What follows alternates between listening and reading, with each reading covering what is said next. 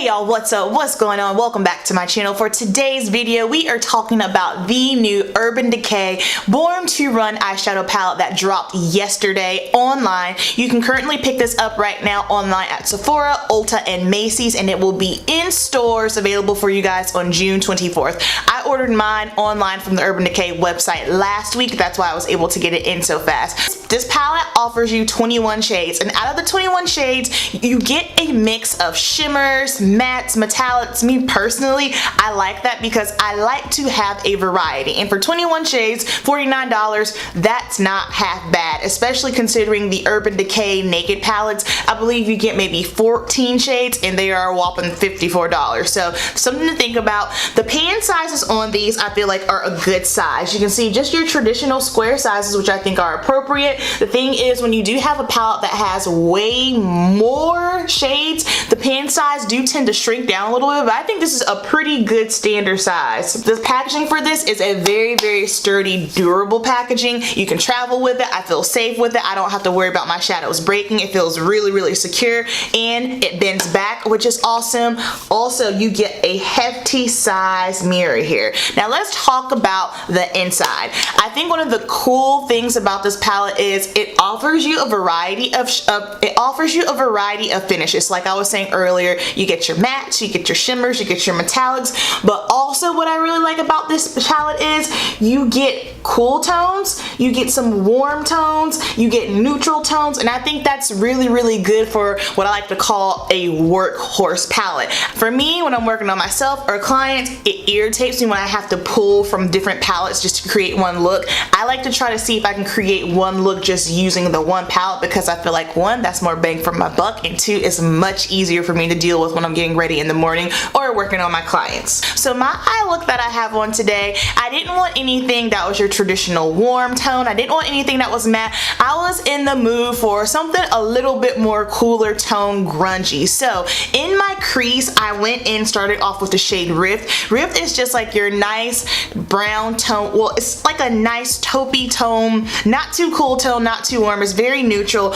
goes right into my crease, no problem. That blended out great. And then for the brown shade, I took Good Is Gone. Good Is Gone is a chocolatey brown, but it does have just like the tiniest reflux of just like a teeny tiny little bit of pink shimmer, but it's not anything where you're gonna notice it dramatically in your crease. It's just gonna give you a little bit of luminosity, but nothing too crazy. It is one of those shades that you can put into the crease and you don't have to worry about the shimmer reflecting in your crease.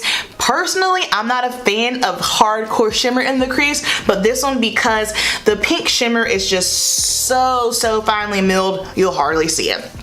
After that, I went in with the shade Wanderlust. Wanderlust is like this green, forest green metallic shade, really pretty. It went on super smooth, and I really love the way that it made my eyes look. I did feel like it kind of closed my eye in a little bit when I went in with the Good to Gone than the Wanderlust. I wanted to brighten it up just a touch. So after that, I went in with the shade Big Sky. Big Sky is another metallic, and it's kind of got that kind of mermaid teal effect to it, and I really love that. Again, that went on super easy, no problems blending that out there.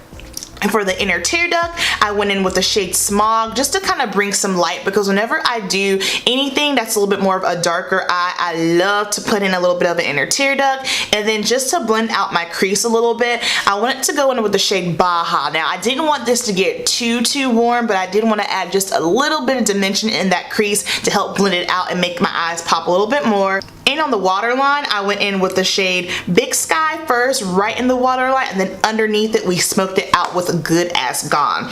Now, as far as how these shades go on, I have a few swatches here. I didn't swatch the whole thing just simply because I feel like sometimes swatches can be a little hit and miss. I like to swatch something on my skin tone just to see what the color looks like, not necessarily the way something swatches on your arm doesn't mean that it's going to be the same way on your eyes. So make sure you guys keep that in mind as well. The cool thing about this palette is I feel like it's easy, it's consumer friendly. Have you guys ever gotten a palette and you were looking at it like, yeah, I have no clue what to do with it, this palette is not like that. So if you look at it, if you just pull from the vertical rows here, you can see that this can be a look, this can be a look, and so on and so on and so on.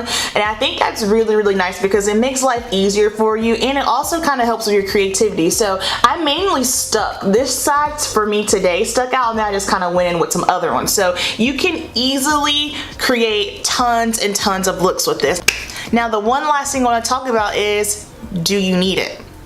You guys know I'm all about practicality. I don't like clutter. I don't want to have a lot of the same things. I decluttered a lot of my makeup just so that way I can get in some of these new summer launches because I was really, really digging them. And I feel like I recommend this palette 100%. I recommend this palette because, one, it's easy to work with. Anybody can use it. I feel like some palettes that come out sometimes, they're a little bit more on a pro artistry line. This palette is easy. You don't have to think about it. Anyone can get into it. So whether you're a novice, beginner, pro, whatever the case may be, super, super easy to use.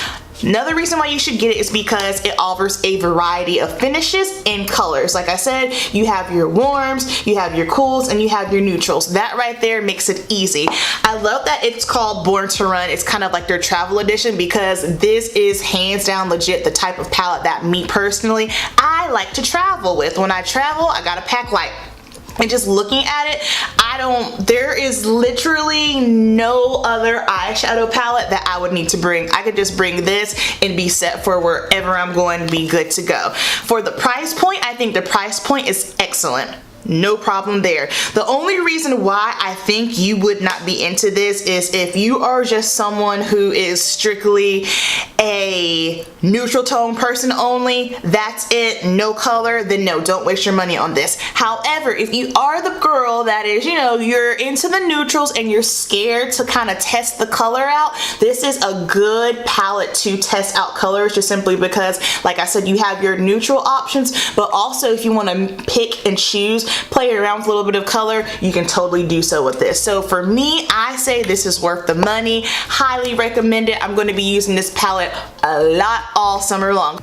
So down below, I want you guys to let me know if this is a palette you plan on buying or if you're going to skip out on it. And also, if you already have it, let me know your thoughts on it. I would love to hear it. So thank you so much for watching. If you like videos like these and you like me, don't forget to give me a like and subscribe. Leave me your comments down below and I will see you in my next video. Peace.